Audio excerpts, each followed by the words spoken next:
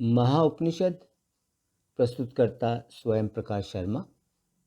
तीसरा भाग। उपनिषद के तीसरे भाग में उपनिषद का तीसरा अध्याय है। इसमें मुनि बालक निदाघ पिता की अनुमति लेकर तीर्थ यात्रा पर जाता है। लौटने के बाद उसके मन में जो वैराग्य के भाव उत्पन्न होते हैं उनके बारे में वह अपने पिता ऋभु को बताता है। उपनिषद में कुछ ऐसे पहलू हैं जो मुझे लगा समय और काल के अनुसार नहीं है, इसलिए उन पहलुओं को मैंने अपने तरीके से प्रस्तुत किया है, जिसकी वजह से हो सकता है कि उन पहलुओं के मूल भाव में कुछ परिवर्तन आ गया हो। इसके लिए मैं सभी श्रोताओं से क्षमा याचना करता हूं। उपनिषद। निदाघ नाम का एक मुनि बालक था।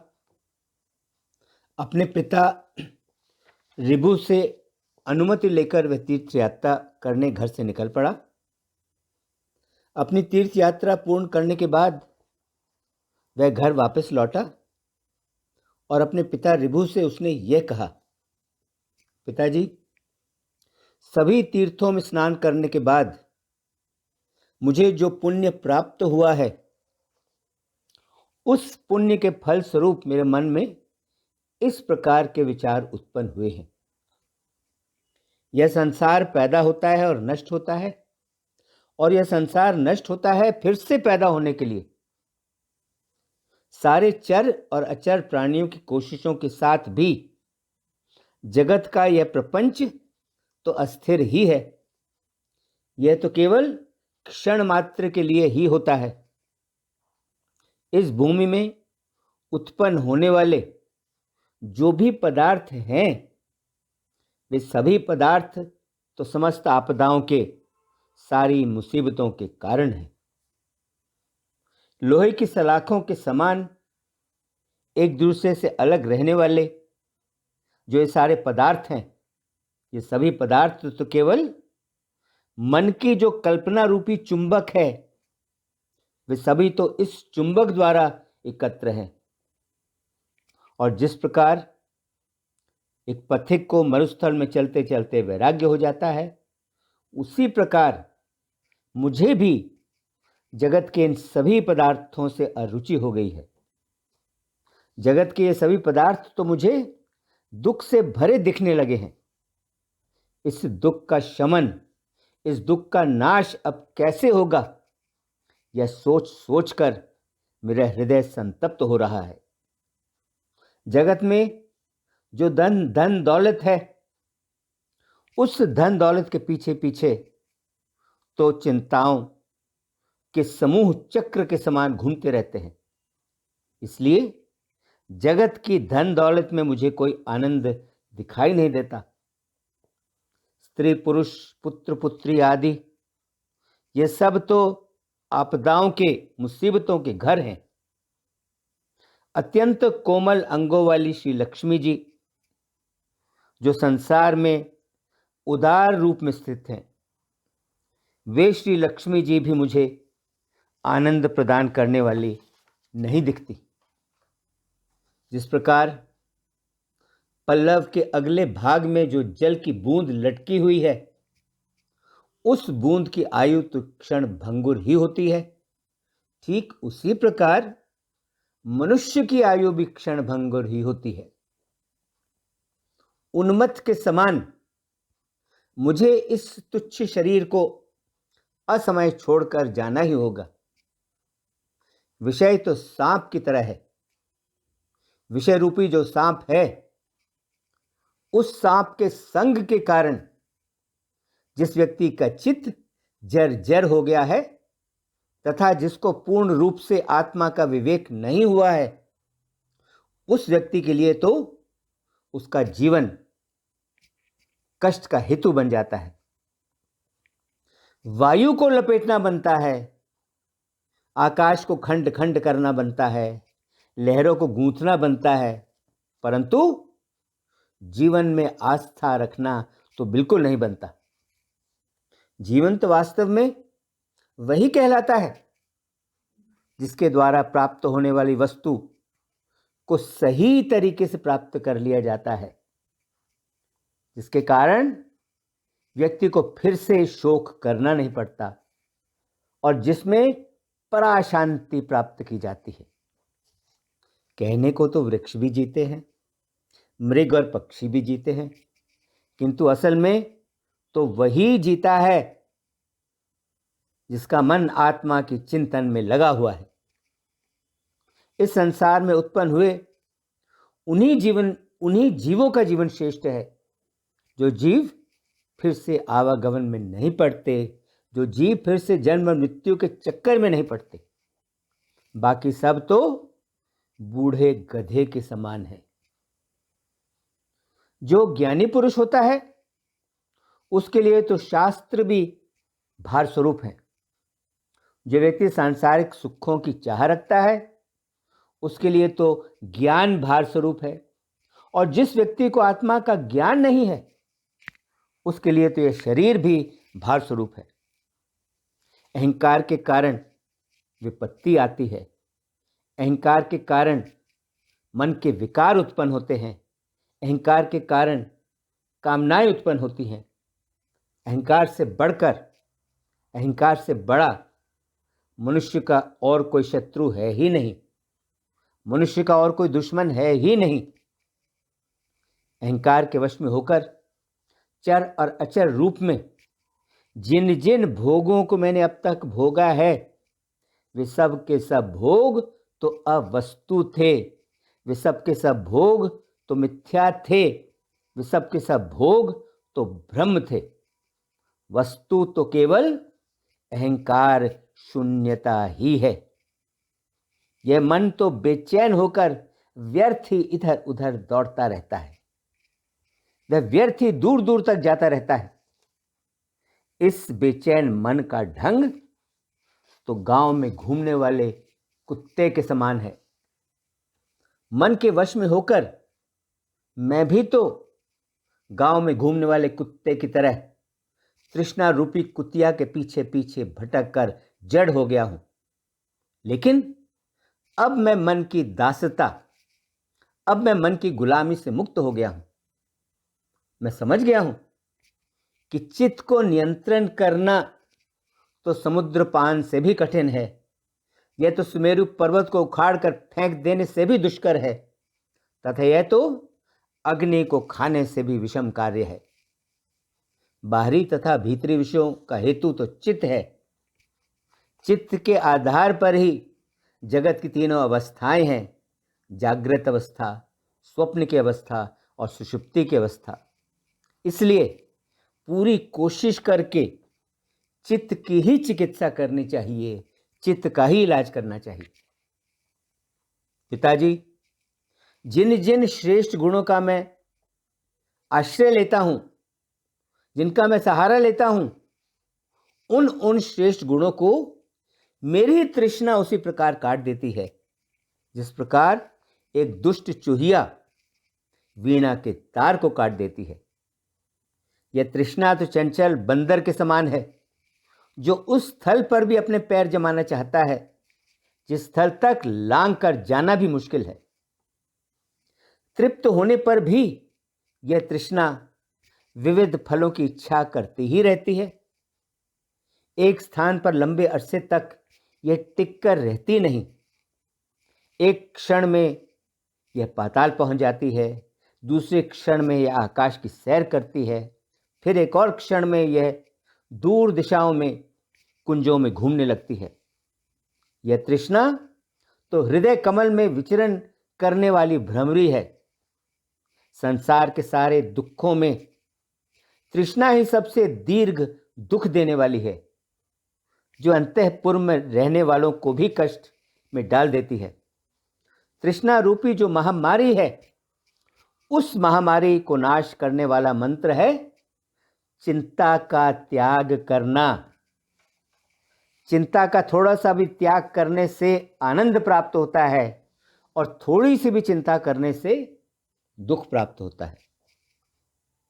शरीर जैसा गुणहीन, नीच तथा बुरी वस्तु और कोई है ही नहीं। अहंकार रूपी गृहस्थ का यह शरीर तो महाग्रह है, पिताजी, मेरा यह शरीर अभी नष्ट हो जाए या फिर यह लंबे अरसे तक बना रहे, मुझे इससे क्या। जिस घर के प्रांगण में तृष्णा चलती फिरती हो, जिस घर में इंद्रियों के रूप में पशु पंक्ति से बंधे हों, जिस घर में चित्तवृत्ति के रूप में बहुत सारे सेवक भरे हों, ऐसा यह शरीर रूपी घर मुझे इष्ट नहीं, मुझे प्रिय नहीं। यह मुख के रूप का द्वार जीभ के रूप के बंदर से पराजित होकर भयानक बन रहा है, जिसके द्वार पर दांत रूपी हड्डी के टुकड़े दिखाई दे रहे हैं। ऐसा यह शरीर रूपी घर मुझे इष्ट नहीं, मुझे प्रिय नहीं। भीतर और बाहर रक्त और मांस से व्याप्त जो विनाशशील है, ऐसे इस शरीर में सुंदरता कहाँ है, बताइए तो। शरद काल में बादलों की बिजली में तथा गंधर्वों की नगरी में किसी ने स्थिरता देखी हो तो ही वह इस शरीर की स्थिरता में विश्वास कर सकता है। बचपन में व्यक्ति को गुरु से, माता पिता से, बड़े लड़के लड़कियों से तथा अन्य लोगों से भय लगता है। अतः बचपन तो भय का घर है। युवावस्था में अपने चित्तरूपी गुफा में रहने वाले, नाना प्रकार के भ्रमों में डालने वाले इस काम रूपी पिशाच से जबरदस्ती विवश होकर व्यक्ति पराजित हो जाता है। बुढ़ापे में उन्मत्त जैसे कांपते हुए व्यक्ति को देखकर दास दासी, संतान और स्त्रियां,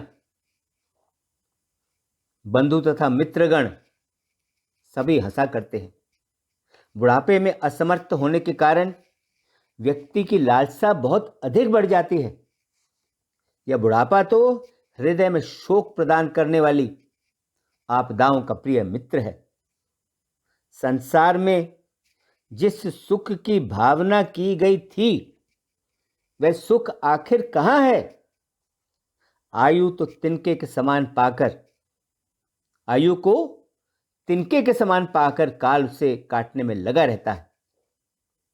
काल तो छोटे से तिनके को, रजह कण को, महेंद्र पर्वत को तथा सोने के सुमेरु पर्वत को सरसों बना देने में सक्षम है। वही सर्वसंहारी काल अपने पेट को भरने के लिए, सब को आत्मसात करने के लिए सदा तत्पर है। तीनों लोकों तो काल द्वारा आक्रांत हैं, पराजित हैं। यंत्र के समान चंचल अंग रूपी पिंजरे में मांस की पुतली की भांति मांसपेशियां तथा अस्थियों की ग्रंथियों से बना हुआ जो यह मानव शरीर है, इस शरीर में ऐसी कौन सी वस्तु है जिसे सुंदर कहा जा सकता है। नेत्रों में स्थित त्वचा, मांस, रक्त तथा आंसू, इन सबको अलग अलग करके तो देखो। इनमें कौन सी वस्तु शोभनीय कही जा सकती है। फिर व्यर्थ का मोह क्यों। काल के समीप आने पर, मृत्यु हो जाने पर शमशान में जाकर सबकी दुर्गति होती है, चाहे वे सुंदर नर हो या वे सुंदर नारी हो। जो नारियां केश और काजल के कारण सुंदर लगती हैं और जो पुरुष अच्छे लगते हैं, एक दूसरे के लिए दोनों का स्पर्श तो दुख देने वाला ही होता है। पुरुष और स्त्री मुक्ति के नजरिए से एक दूसरे के लिए अग्नि के समान हैं। वे बहुत दूर तक जाने वाली नरक की अग्नियों की भयानक रूप हैं, जो एक दूसरे को तिनके की तरह जला डालती हैं। ये दोनों तो एक दूसरे के लिए सरस प्रतीत होने पर भी नीरस ही हैं। काम नाम के व्याध ने तो पुरुष और स्त्री दोनों को बंधन में डालने के लिए एक दूसरे का जाल फैला रखा है। ये दोनों जीवन रूपी ताल में मछलियां हैं, जो चित्त रूपी कीचड़ में विचरण करती हैं। एक दूसरे को फंसाने के लिए ये बांस के आगे दुर्वासना रूपी रस्सी में बंधे हुए चारे के समान है। पुरुष और नारी तो समस्त दोषों को प्रकट करने वाले सागर के समान है। दुखों की यह जंजीर एक दूसरे से सदा दूर ही रहे। जिस पुरुष के पास नारी है और जिस नारी के पास पुरुष है, उसे तो भोग की इच्छा होती ही है, और जिस पुरुष के पास नारी नहीं है या जिस नारी के पास पुरुष नहीं है, उसके पास तो भोग का कोई कारण ही नहीं है। जिस स्त्री पुरुष ने एक दूसरे का परित्याग कर दिया है, उसका तो संसार ही छूट जाता है, और वास्तव में जगत का परित्याग करके ही व्यक्ति सुख प्राप्त कर सकता है, वही सचमुच सुखी हो सकता है।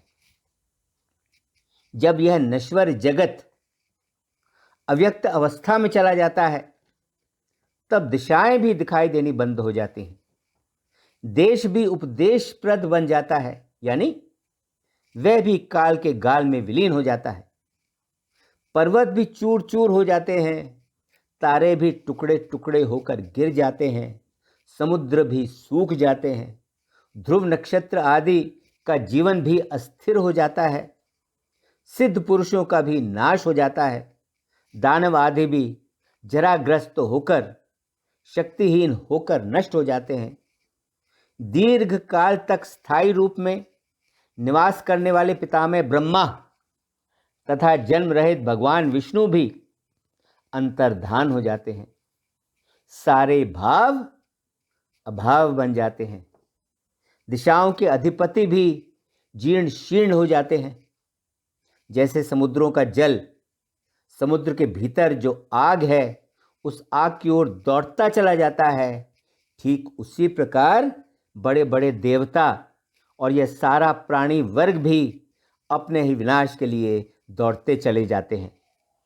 क्षण भर में आपदाएं, मुसीबतें हमें आकर घेर लेती हैं, और क्षण भर में संपदाएं हमारे पास आ जाती हैं।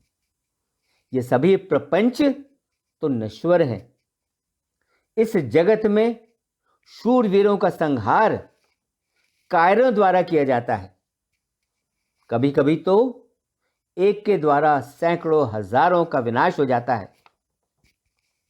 विकारों को भोगने में चित्त में जो विषमता आती है, विषयों को भोगने में चित्त में जो विषमता आती है, वह तो भीषण विष है। हमें यह समझ लेना चाहिए कि जिसे हम विष समझते हैं, वह तो इतना भीषण विष नहीं है, क्योंकि वह विष तो केवल एक ही जीवन को नष्ट करता है। लेकिन जो विषय भोगों का विष है, वह तो भीषण विष है, क्योंकि वह विष तो व्यक्ति के जन्म जन्मांतर को नष्ट कर देता है। अतः मुझे समझ में आ गया है कि इस समय तो मेरा चित्त दोष रूपी जो जंगल की आग है, वह उस आग में यह जला हुआ है। मैं तो मृग तृष्णा के सरोवर में खड़ा हूं, फिर भी मुझे भोग आशा की स्फुरना नहीं हो रही है।